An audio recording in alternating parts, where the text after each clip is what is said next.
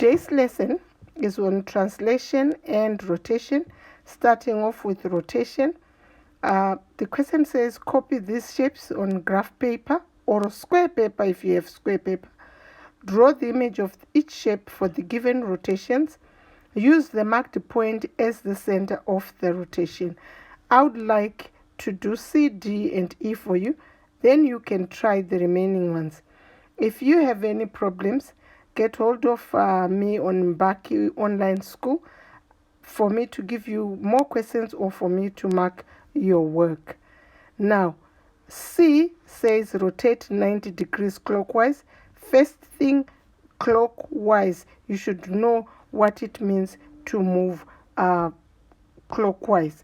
Clockwise means moving like that, and it's 90 degrees.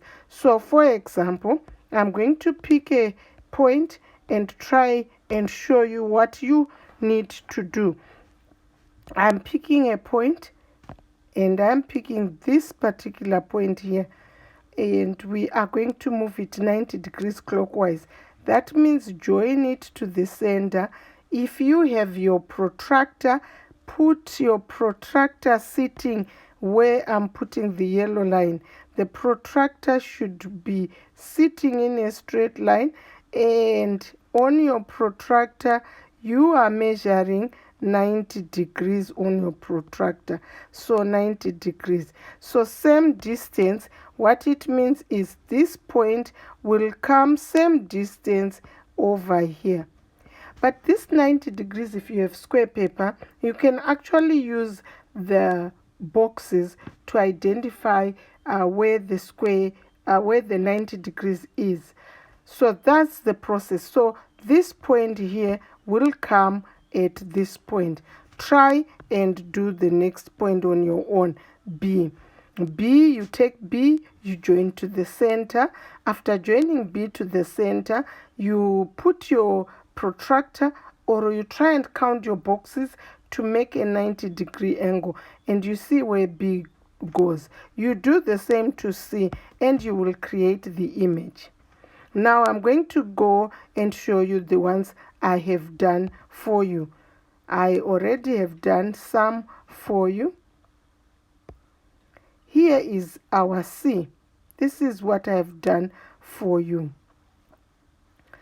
My A was here, and if you check, if you join, look at it. It's so easy to create 90 degrees with square paper. The triangles I'm concentrating on are move up and move across. Then this time I move one down. What was lying is now standing. This is what I mean by what was lying is now standing. This was lying, it's now standing. The one box is now standing, which was initially lying. And the standing one is in yellow, it's now lying down. So do you see where our A dash goes to? That's where our A dash goes to. You do the same for B. If you look at B, B now comes there. So first you joined and created 90 degrees and maintained the distance. So there is your new shape. There is your new shape. A went there, B went there, B went there, and your C went there. And that's the shape rotated 90 degrees. I am going to move on to show you the next shape, D. There is D. How did I do D?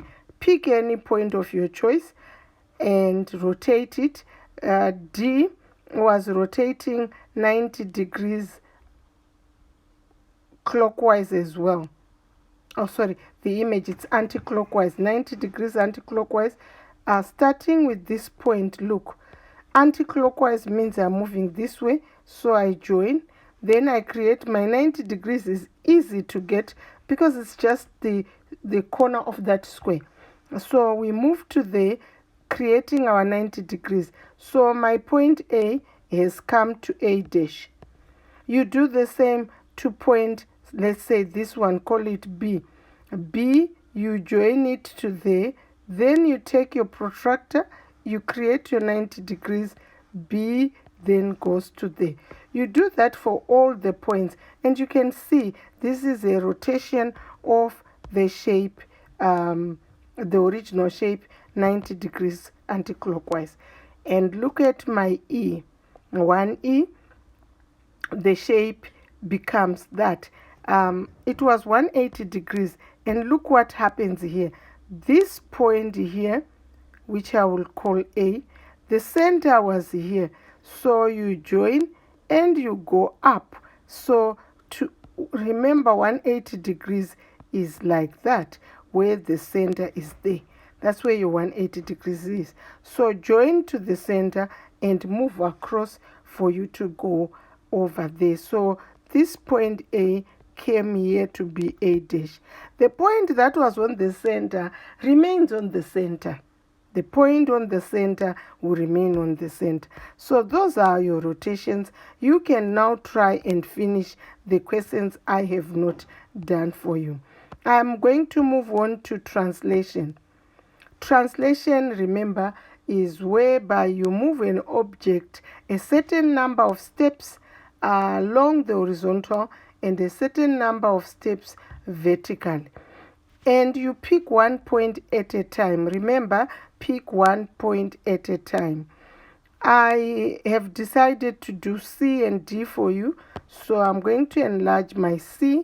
I hope you'll be able to see C. With C, I have shape A. It says maps shape A onto shape B. So I pick one point. I pick that point. And I say, where is the corresponding point on B? The corresponding point on B, this is shape A, not so clear, and that is shape B. The purple is the image.